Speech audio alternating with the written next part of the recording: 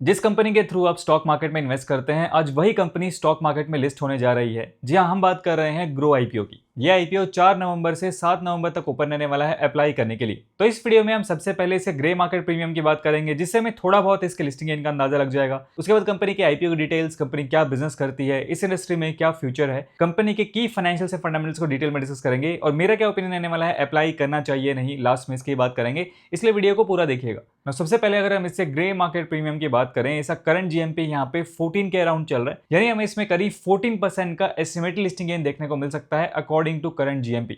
यानी पर लॉट के हिसाब से बात करें तो करीब 2100 रुपए तक का फायदा देखने को मिल सकता है अंदाजन। हालांकि देखिए, जीएमपी जो होता है सिर्फ एक अंदाजा होता है, कोई गारंटी नहीं होती है कि ऐसे लिस्ट होने वाला है, और जीएमपी जो है वो टाइम टू टाइम चेंज भी होता रहता है। इस चीज का भी हमें ध्यान रखना है। ना अगर हम इस कंपनी के बिजनेस के बारे में बात करें तो ग्रो, जिसकी parent company billion brains garage ventures limited है, ये कंपनी 2016 में स्टैब्लिश हुई थी और ये एक technology focus digital investment and trading platform है। कंपनी अपने प्लेटफॉर्म के under stocks, mutual funds, ETFs, IPOs, derivatives and other financial products design, facilitate और सेल करती है।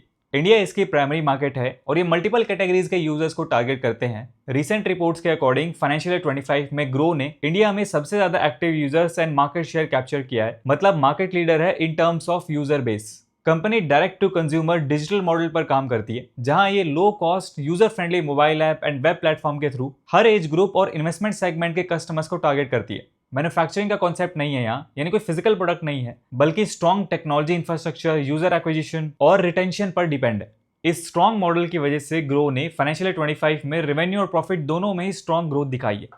अब चलिए अब हम क्विकली इस आईपीओ की डिटेल्स की बात कर लेते हैं। इस आईपीओ का प्राइस बैंड यहाँ पे 95 से 100 रुपीज पर शेयर का रखा गया है। टोटल इशू साइज यहाँ पे रखा गया है 6632 सीआर का, जिसमें से फ्रेश इशू यहाँ पे 1060 करोड़ का है और करीब 5572 सीआर का यहाँ पे ऑफर फॉर सेल रखा गया, जहां एग्जिस्टिंग इन्वेस्टर्स अपना स्टेक रिड्यूस कर रहे हैं। हालांकि कंपनी के प्रमोटर्स इस ओएफएस में पार्टिसिपेट नहीं कर रहे हैं, जो एक पॉजिटिव बात है। आईपीओ के बाद कंपनी की वैल्यूएशन आ रही है करीब 7 to 8 बिलियन डॉलर्स, यानी करीब 60,000 करोड़ के आसपास।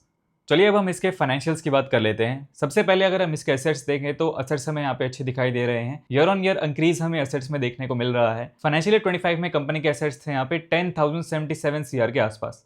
उसके बाद अगर हम इसके रेवेन्यू की बात करें तो रेवेन्यू के अंदर भी हमें यहाँ पे अच्छी खासी ईयर ऑन ईयर ग्रोथ देखने को मिल रही है। फाइनेंशियल ईयर 25 में कंपनी का रेवेन्यू है यहाँ पे 4062 करोड़ के आसपास। इसके बाद अगर हम इसके प्रॉफिट आफ्टर टैक्स की बात करें तो फाइनेंशियल ईयर 23 में कंपनी का प्रॉफिट था यहाँ पे 458 सीआर के आसपास, जो फाइनेंशियल ईयर 24 में कम होके हो गया -805 करोड़, और फाइनेंशियल ईयर 25 में कंपनी ने यहाँ पे 1824 सीआर का प्रॉफिट रिपोर्ट किया है। तो देखिए, कंफ्यूजन यहाँ पे आ सकता है कि फाइनेंशियल ईयर 23 में कंपनी प्रॉफिट में थी, फाइनेंशियल ईयर 25 में ही प्रॉफिट में है, तो फाइनेंशियल ईयर 24 में ऐसा क्या हो गया? तो कंपनी ने ऐसा बताया है कि फाइनेंशियल ईयर 24 में लॉस का ये रीजन था कि कंपनी ने अपने हेडक्वार्टर्स को यूएस से इंडिया में शिफ्ट किया था, जिसकी वजह से उन्हें 1340 करोड़ का वन टाइम टैक्स देना पड़ा। हालांकि ऑपरेशनली कंपनी प्रॉफिटेबल ही थी।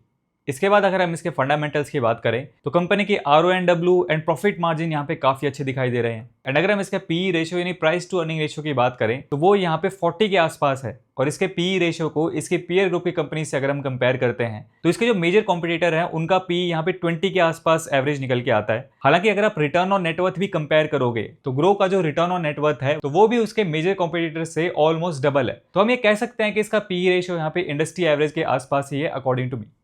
नाउ चलिए अब हम कंक्लूजन की बात करते हैं कि इस आईपीओ में अप्लाई करना चाहिए नहीं। पहले लिस्टिंग गेन के पॉइंट ऑफ व्यू से बात करें, सबसे पहला हमारा फैक्टर आता है इसका जीएमपी। जीएमपी हमने देखा इसका 14% के आसपास चल रहा है, यानी लिस्टिंग गेन की उम्मीद यहाँ पे बनती दिखाई दे रही है। हालांकि जीएमपी के पूरे भरोसे हमें यहाँ पे नहीं रहना चाहिए।